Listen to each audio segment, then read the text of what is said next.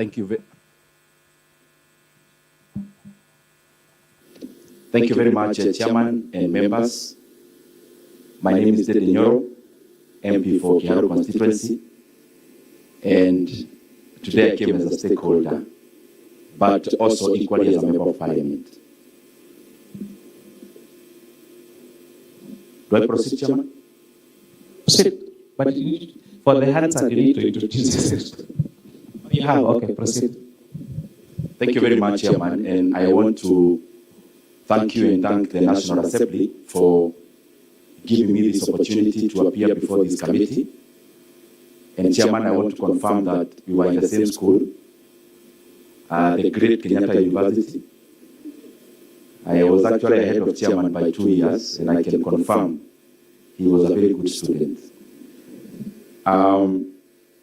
I also, Chairman, having been in the place you are, in terms of leading a committee like that deals with the economy, looking at the stakeholders around, I really think you have quite some workload.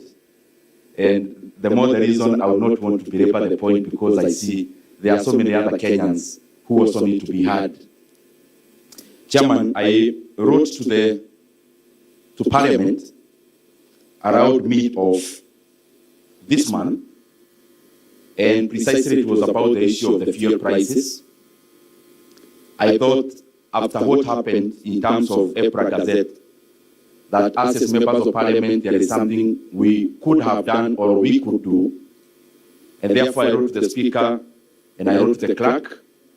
By that time I was writing to the Speaker to recall us from recess, but that has been overtaken by events, but because we are now in session. I also wrote to the Clerk with specific clauses which was looking forward into amending in a way of lowering the fuel prices.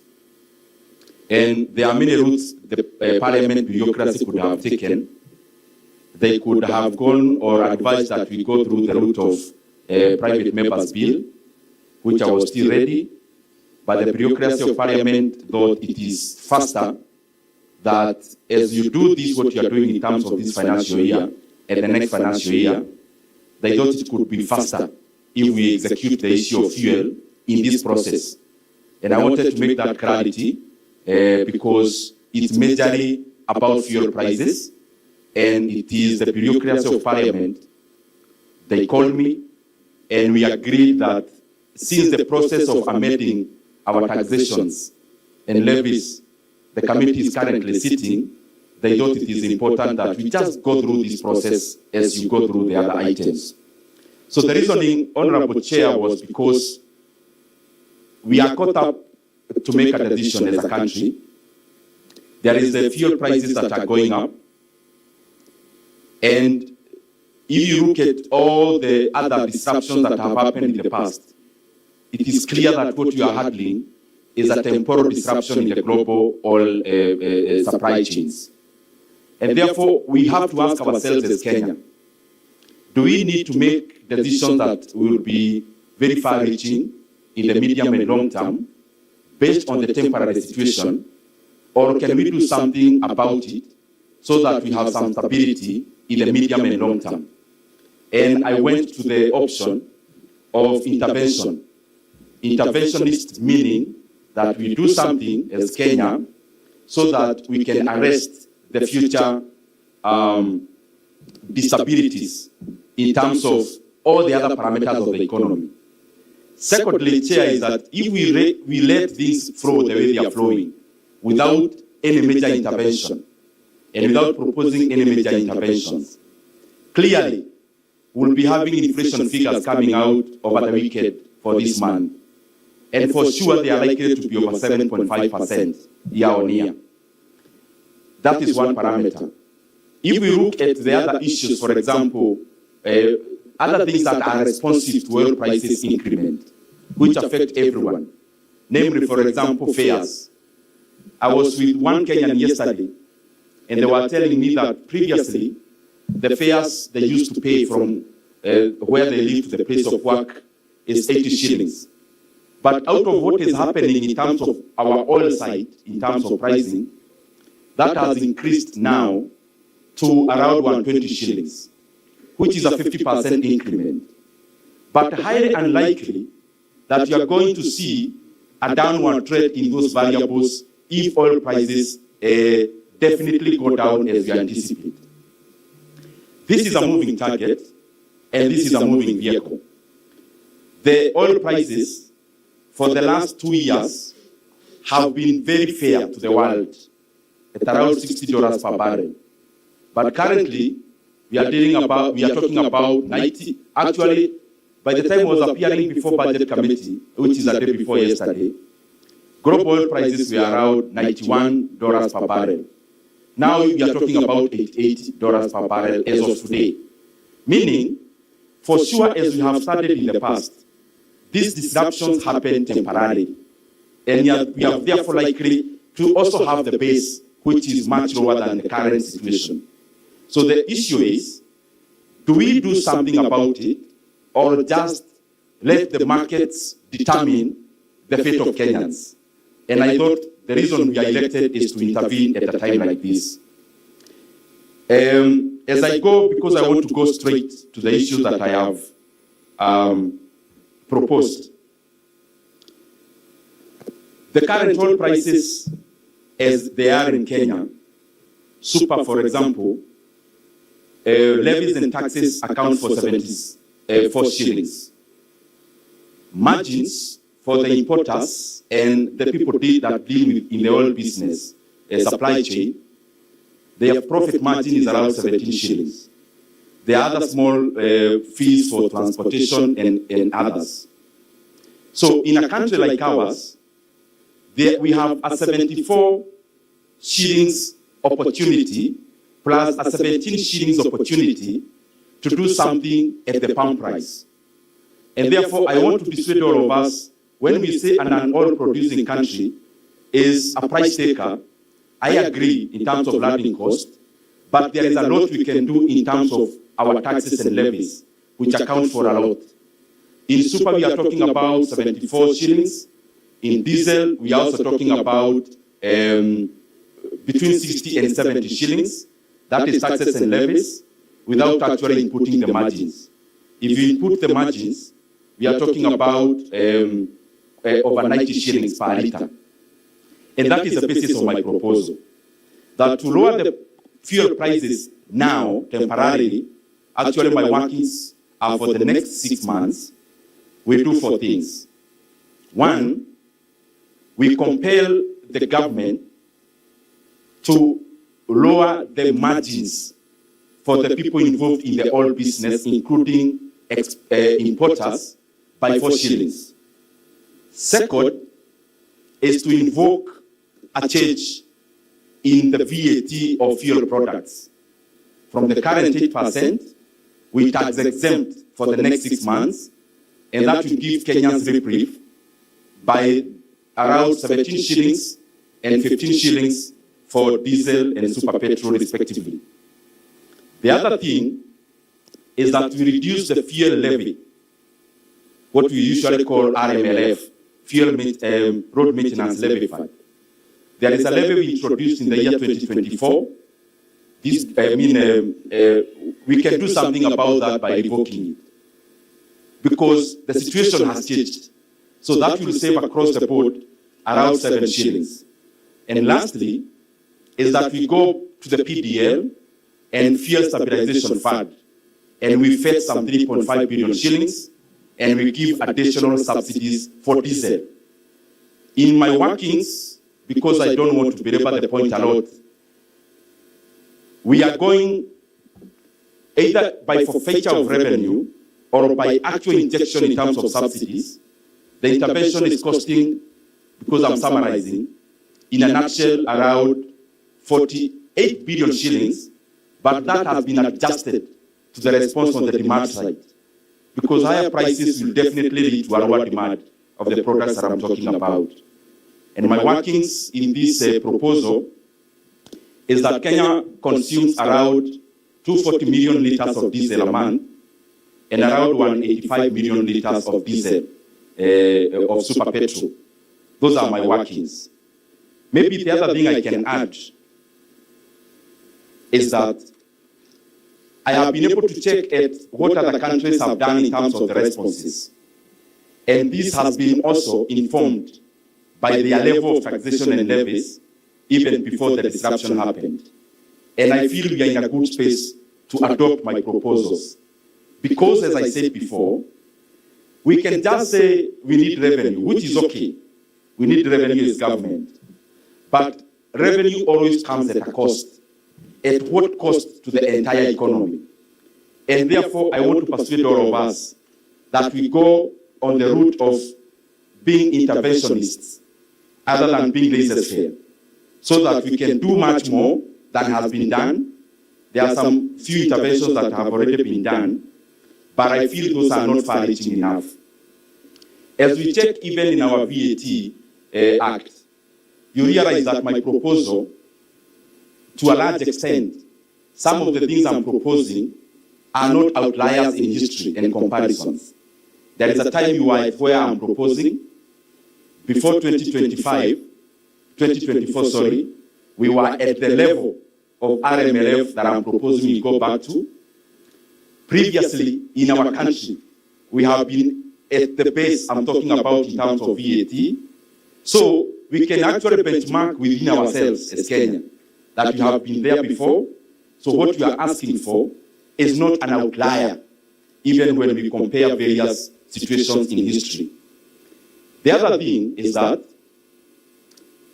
Parliament, the reason why we are elected and we don't meet, we meet in perpetuity, is because the reasoning, because the economy also have intelligence, just as the country, is that situations change. And the more the reason we are elected as members of Parliament, as permanent members.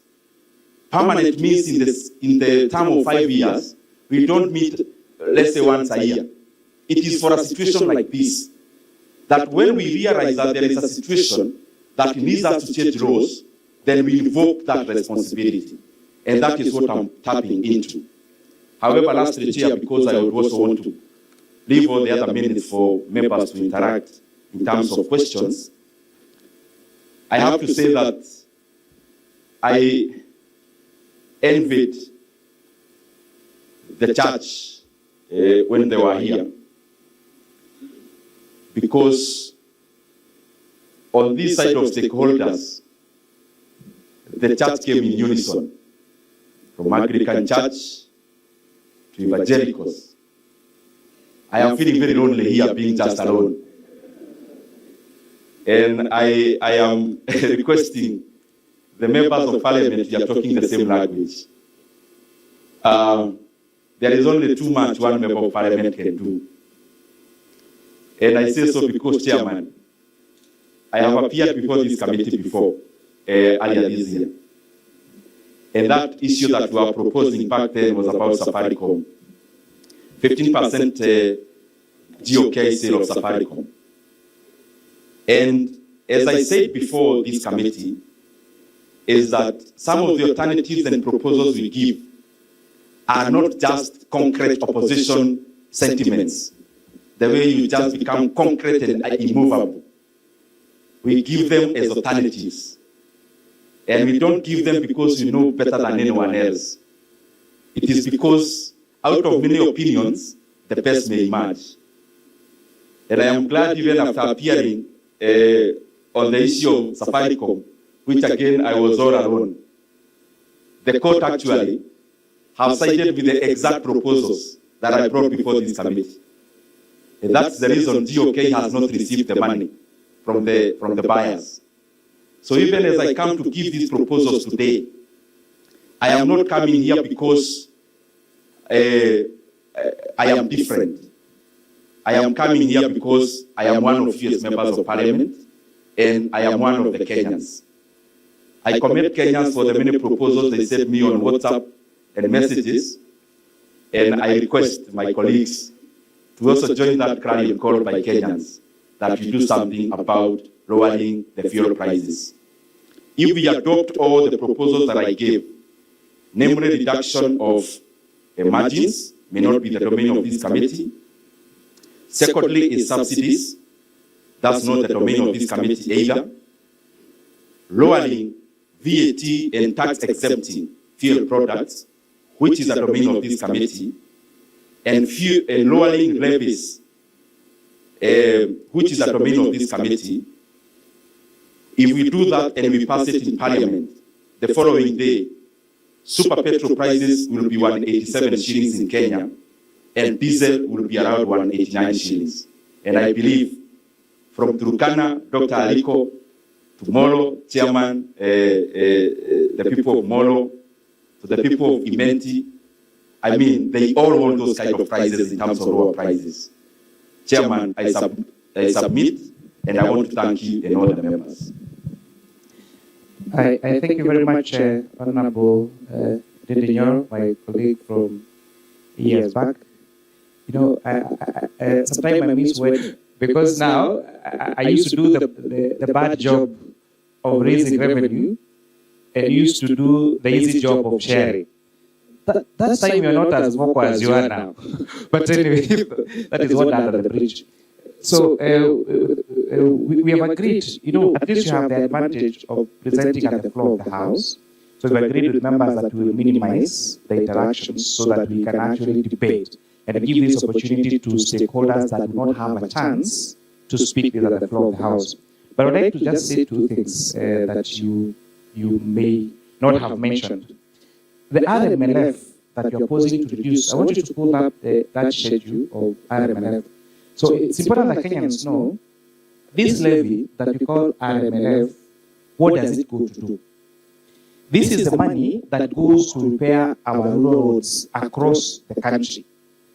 And there, that print is too small. If you want to just for the budget of 24-25 alone, there was 3.68 billion shillings that went across the 47 different counties in the country to repair the roads, so that the people in Tuli, in my constituency, are able to take their produce from the farm to the markets. And this money is one of the funds that are equitably distributed across the country. Just to give an example, Mombasa received 45 million shillings. Where you come from, Muranga received 94.7 million shillings. Where I come from, Nakuru received 183 million shillings. Nairobi received 120 million shillings. So it would mean, essentially, that if we reduce RMLF, the truth is, consequently, we will have to reduce the money that goes to repair our roads, our constituencies. That's number one. Number two, on the issue of exempts, okay, and again, RMLF is not the purview of this committee, but reduction of VATs. If we go with your proposal, Honorable Ndindi Nyoro, I want to tell you for a fact, if the current VAT on fuel is 8%, so if we take VAT on fuel from exempt, or from 8% standard rates to exempt, that will actually increase the price of fuel. Why am I saying that? How does exempt status work? If the current rate is 8%, so it means that importers or aggregators or whoever is involved in the fuel business will go and claim input VAT. But if we make fuel exempt, that would mean they will not be able to claim their input VAT. And that will mean that they will have to transfer the cost of their input to the consumers. So if we would take your proposal number C, reduce VAT by 8% and classify the products as exempt, all the professionals here will tell you the price of fuel will actually go up and not reduce.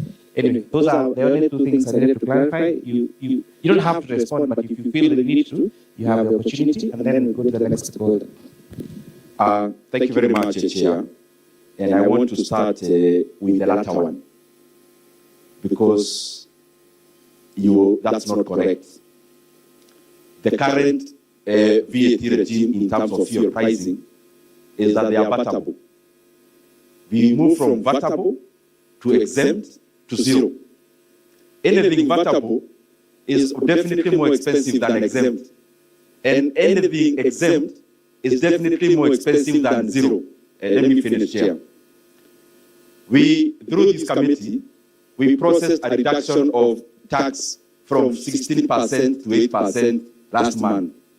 Does it mean that this committee actually wanted the fuel prices to increase? Secondly, the other question, RMLF, what you have highlighted here is fine, but it's not in entirety, it is superficial. It is superficial in this manner. What you projected is what goes to counties. But the roads budget comes into 3 streams. One stream is GOK funded. The second one is externally funded budget. The third one is recurrent. And recurrent is basically what we call RMLF. And in those 3 budgets, they are almost actually equal. I appeared before the budget committee. And my proposal is not taking money away from the roads. It is actually rearranging. I already have on the expenditure side proposed cuts of over 100 billion shillings.